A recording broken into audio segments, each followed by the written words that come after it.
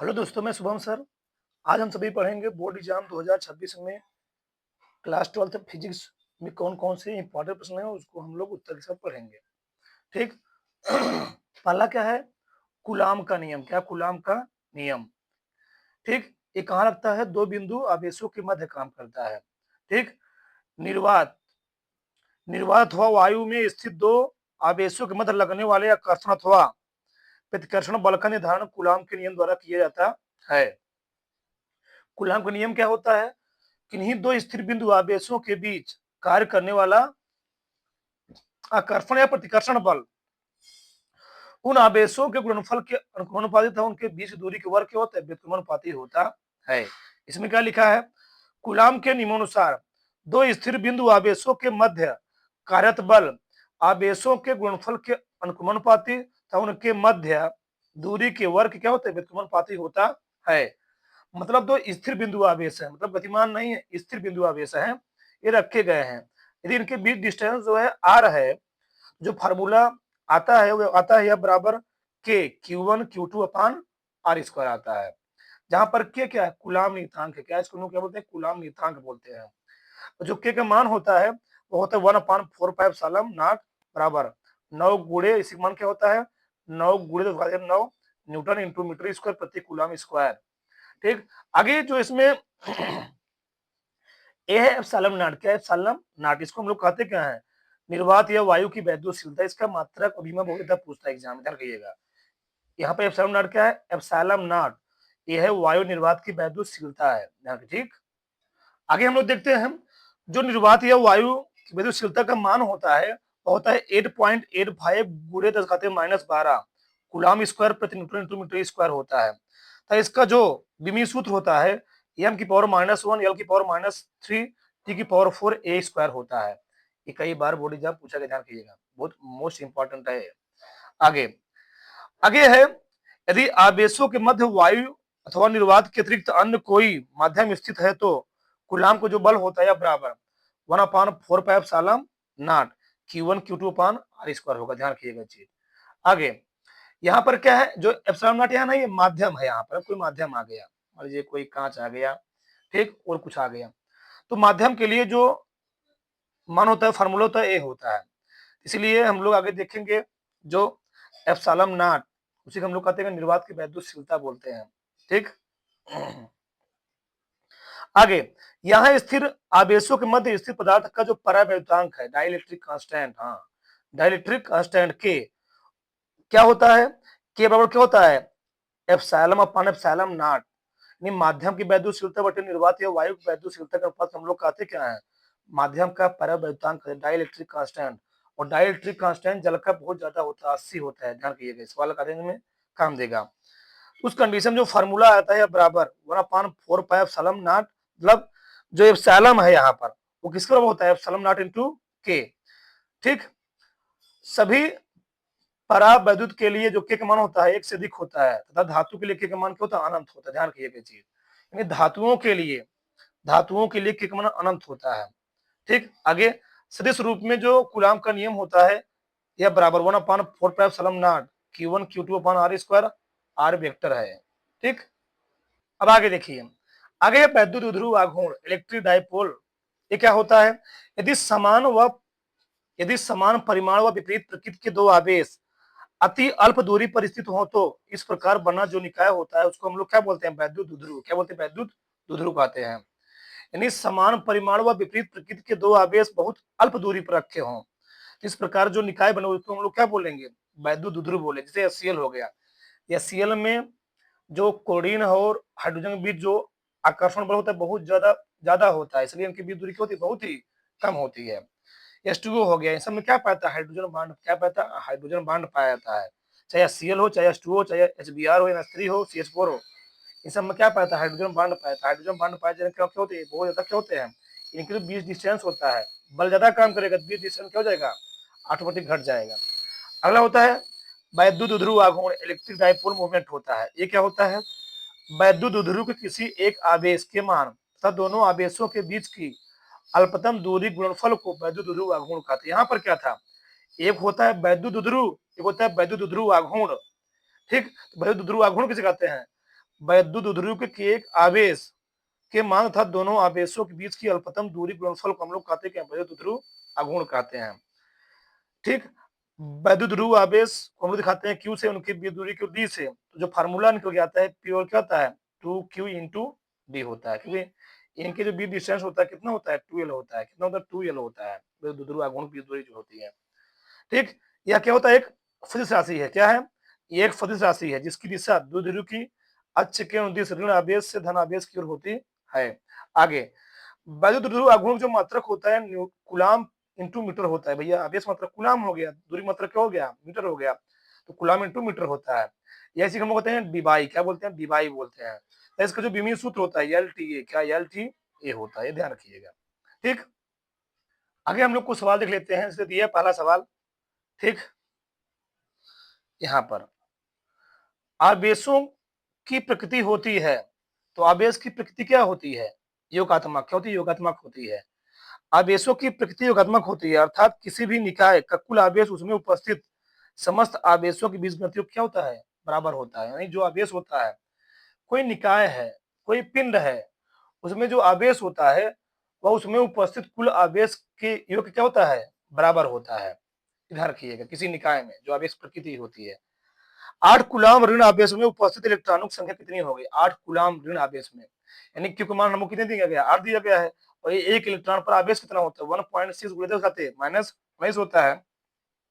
हम लोग जानते हैं क्या है Q बराबर क्या होता है n इंटू E होता है।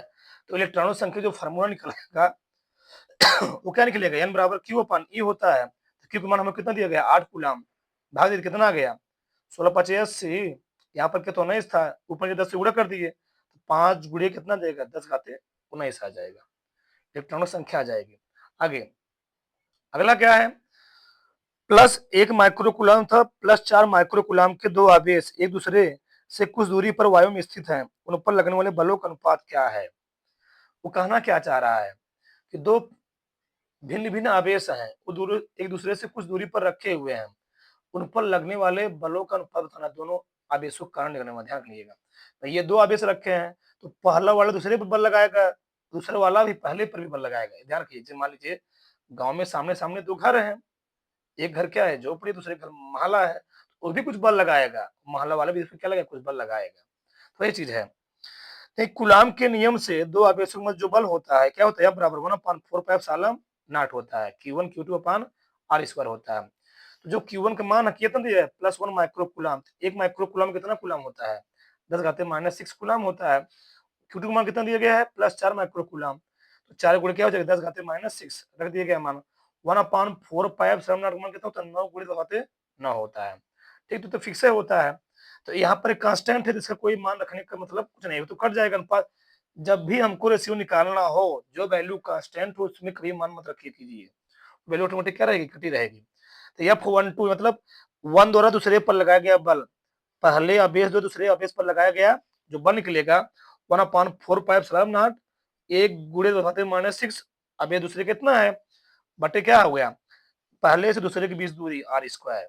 उसी प्रकार से दूसरे आवेश पर प्रथम आवेश के कारण लगने वाला बल F21, F2 मतलब क्या है दूसरे आवेश द्वारा पहले आवेश पर लगाया गया बल। तो फार्मूला तो वही है Q1 Q2 वही रहेगा, दूरी भी वही रहेगी। तो क्या हो गया यहाँ पर क्या हो गया बोला क्या है कुछ दूसरे एक दूसरे पर वायु में स्थित हैं, दोनों आवेश एक दूसरे से कुछ दूरी पर कुछ दूरी पर उनकी भी दूरी बहुत कम है बराबर है मतलब। ठीक, अब होगा क्या जब दूरी बराबर होगी तो ए से कट जाएगा, बचेगा हमको निकालना क्या F12 बटे F21, सब कट ही जाएगा, पूरा सेमी है, पूरा एक कट गया, पूरा एक कट गया, बचा क्या एक संबंध है एक बचा। ठीक है, सरल सरल सवाल। अगला क्या है, दो बिंदु आवेश 8 माइक्रोकूलम था 12 माइक्रोकूलम एक दूसरे से 10 सेंटीमीटर दूरी पर वायु में रखे गए हैं, उनके बीच दूरी 6 सेंटीमीटर परिवर्तित करने के लिए आवश्यक कार्य होगा, कार्य पूछा गया है। तो भैया दोनों आवेश का मान दिया गया है, डिस्टेंस दिया गया है। ठीक हम लोग पहले क्या निकालेंगे बल निकाल लेंगे, जब बल निकल जाएगा 2 से गुणा कर देंगे फार्मूला निकल आएगा वर्क। ठीक, तो पहला आवेश कितना दिया गया है 8 माइक्रोकूलम, तो 8 गुणे क्या होता है 10 घाते -6 हो गया, दूसरा कितना दिया गया 12 माइक्रोकूलम दिया गया है, तो 12 गुणे क्या कितना होगा 10 घाते -6 हो गया। दूरी कितना दिया गया है, एक बात ध्यान रखिएगा पूरे फिजिक्स में कहीं भी आपको सेंटीमीटर दूरी आ जाएगी, तो आप उसको किसी में चेंज करेंगे, मीटर में, 10 घाते माइनस 2 से गुणा करके। और कहीं मिलीमीटर में आ गया ना, 10 घाते माइनस 3 से आप गुणा करना है, ये विशेष ध्यान रखिएगा। फिर से सेंटीमीटर आएगा, 10 घाते माइनस 2 से गुणा करके मीटर में चेंज करेंगे, मिलीमीटर में आएगा, 10 घाते माइनस 3 से गुणा करके मीटर में चेंज करेंगे। आगे तो यह फिर निकल आया यहाँ से 9 गुणे 10 घाते 9, ये तो एक मान होता है, कूलाम नियतांक मान हो गया। और हमको पहला आवेश दूसरा आवेश दिया गया है, दूरी इतना ही दिया गया है, ठीक, दूरी यही दिया गया है, कर दिया यहाँ पर, ठीक, ये इतना आगे भी काटना है इसको, ठीक। अब होगा क्या, हमको निकालना क्या है, वर्क, क्या निकालना है, वर्क निकालना है। आवेश दूरी कितना दिया गया, बीच दूरी कितना दिया, 6 सेंटीमीटर दिया, तो 6 सेंटीमीटर को हम लोग किसमें चेंज करेंगे, मीटर में चेंज कर लिया। यहाँ पर जो हुआ काट दिया गया, बहुत सारी चीजें कट गई, कितना आ गया 5.18 जूल आ गया, ठीक है। आगे हम लोग देखते हैं अगला सवाल क्या है। दो धन आवेश जो कि परस्पर 0.1 मीटर दूरी पर हैं, एक दूसरे को 18 न्यूटन के बल से करते हैं, प्रतिकर्षित करते हैं। यदि दोनों आवेशों का योग 9 माइक्रो कूलाम हो तो उनके अलग अलग मान ज्ञात कीजिए। बहुत ध्यान समझिए इस प्रश्न को। दो आवेश हैं, उनके आवेशों जो योग है कितना है, 9 माइक्रो कूलाम है। हमको निकालना क्या है, उनके अलग अलग मान निकालने हैं। तो हम लोग जानते क्या है, यह बराबर 1/4 Salam not Q1 Q2 upon R square. यह कम हमने दिया कितना दिया गया, 18 दिया गया है, इसका मान तो फिक्स होता है। अब यहाँ से क्या निकला, Q1 Q2 को मान निकल आएगा, ठीक ठीक। तो यहाँ से क्या निकला, हमको Q1 Q2 को मान निकल आएगा, कितना आ गया, कितना आ गया, 2 गुणे 10 घाते माइनस 11 आ गया, ठीक। अब हुआ क्या यहाँ पर, अब यहाँ पर हुआ क्या, हम लोग जानते हैं Q1 minus Q2 whole square क्या होता है, ये फार्मूला होता है, Q1 plus Q2 whole square minus 4Q1 Q2 होता है। यहाँ से मैंने क्या किया, Q1 प्लस Q2 को योग दिया गया है और ये भी आ चुका है, तो ए कितना है, Q1 Q2 को मान इतना है, हुआ है, तो इतना रख दिया गया। किसका मान निकल आया, Q1 माइनस Q2 को मान निकल आया, 10 घाते माइनस 6। तो Q1 प्लस Q2 को मान कितना दिया गया था, कितना दिया गया है, अब इसको का 9 गुणे 10 घाते माइनस 6 दिया गया है। अब क्या किया गया, पहला और दूसरा को हल कर लिया गया। तो हल करेंगे तो एक बार क्या हो जाएगा, Q2 कट जाएगा, क्या किसका मान आ जाएगा, Q1 का, फिर घटा देंगे, जब एक एक मान निकल आया Q2 का तो इसमें रख देंगे, किसका मान निकले, Q1 का मान निकल आएगा, ठीक। तो Q1 कितना हो गया, 4 माइक्रो कूलाम हो गया, ठीक ना। आगे यहाँ देखिए अगला सवाल क्या है, 2 गुणे 10 घाते माइनस 8 कूलाम मीटर द्विध्रुव आघूर्ण का वैद्युत द्विध्रुव 2 गुणे 10 घाते माइनस 5 वोल्ट प्रति मीटर के एक समान विद्युत क्षेत्र से 30 अंश पर झुका है। द्विध्रुव की स्थिति ऊर्जा एवं इस पर कार्यरत बल युग्म का गुण ज्ञात कीजिए। हम लोग जानते हैं पी का मान दिया गया है, ई का मान दिया गया है, तो हम लोग जानते हैं यू का क्या होता है, यही तो क्या होता है, ऊर्जा होता है ना। द्विध्रुव की स्थिति ऊर्जा फार्मूला क्या होता है, यू का माइनस पी कॉस थीटा।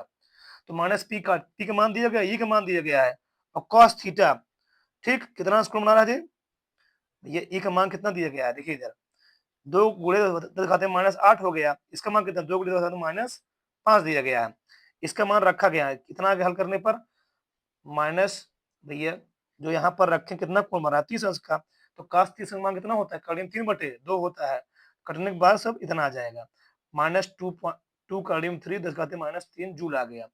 ये क्या आ गया, ऊर्जा आ गया। हमको निकालना क्या है, बल उनका गुण का टॉर्क निकालना है, टॉर्क टॉर्क निकालना, टॉर्क क्या होता है, पी साइन थीटा।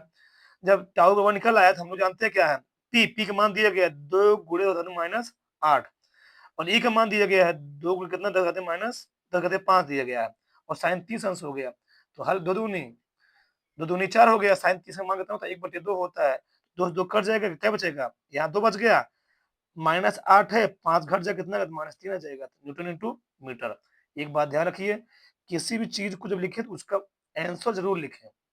तो आंसर क्या होगा इसका, मतलब वो मात्रक, मात्रक क्या होता है, न्यूटन इंटू मीटर, यानी टाइम जो मात्रक होता है क्या होता है, न्यूटन इंटू मीटर होता है।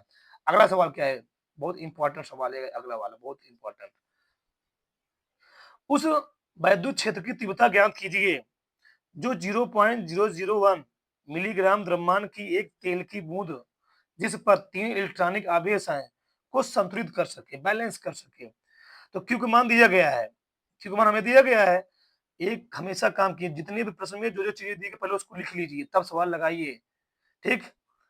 आवेश में दिया गया है, द्रव्यमान किस में दिया गया है, मिलीग्राम में। मैंने क्या बोला था, सेंटीमीटर आ जाए, मिली आ जाए, हमेशा उसको चेंज कीजिए। तो मिलीग्राम द्रव्यमान किस में दिया गया, 0.001 मिलीग्राम। पहले से मिलीग्राम को हम लोग किस में चेंज करेंगे, ग्राम में चेंज करेंगे, कितने गुणा करना पड़ेगा, 10 घाते -3 से करना पड़ेगा, ग्राम बदल जाएगा। अब बताइए 1 ग्राम में कई किलोग्राम होता है? 10 घाते -3 होता है, तो -3 मिलीग्राम से ग्राम में और ग्राम से फिर किलोग्राम -3, तो कितना 10 घाते -6 हो जाएगा, 3 3 6 हो जाएगा। ये दिया ही था, इतना किलोग्राम में आ गया। E बराबर होता है F अपान Q, E बराबर F अपान Q, F बराबर क्या हो जाएगा QE, और क्या होता है F बराबर mg होता है। तो हमको निकालना है वैद्युत क्षेत्र, E बराबर क्या हो जाएगा mg अपान Q। M का मान हमें दिया गया है 0.001 10 घाते -6 दिया गया है।